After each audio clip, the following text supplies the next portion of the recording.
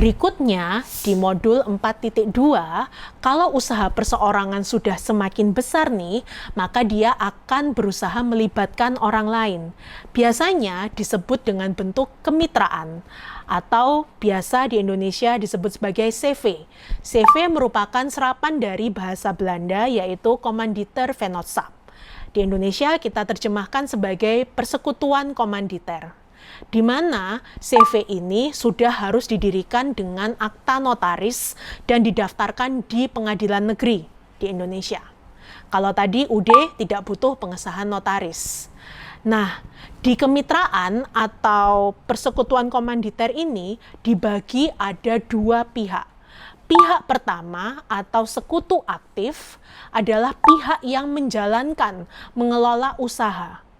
Pihak kedua disebut sebagai sekutu atau mitra pasif, di mana dia hanya memberikan modal, tetapi tidak ikut mengelola usaha.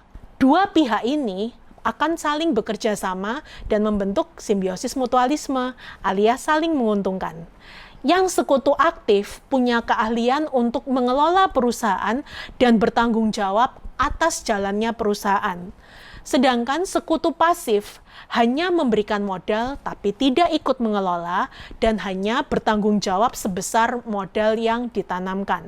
Tentu ada keuntungan dan kerugiannya juga dari mendirikan CV. Keuntungan yang pertama, biayanya masih lebih murah daripada perseroan terbatas. Yang kedua, punya dua hal yang terpisah, yaitu punya tenaga ahli dan punya modal, sama-sama melengkapi. Yang ketiga, bisa mempertahankan penguasaan usaha. Artinya, pihak sekutu aktif bisa mengelola perusahaan seperti keinginannya, tapi juga punya kesempatan berkembang menggunakan modal dari sekutu pasif.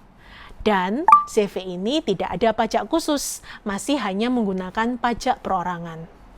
Tapi kerugiannya tentu karena dikelola oleh dua pihak, maka rawan untuk timbul konflik.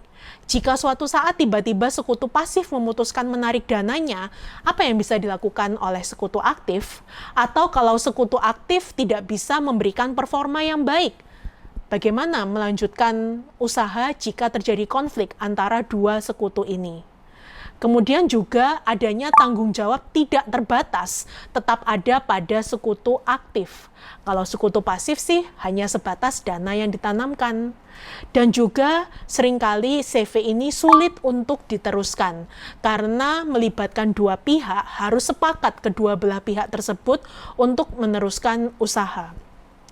Dan dari pihak sekutu pasif juga, seringkali dana yang ditanamkan itu beku alias frozen investment atau dananya tidak bisa diambil dalam jangka waktu yang agak panjang.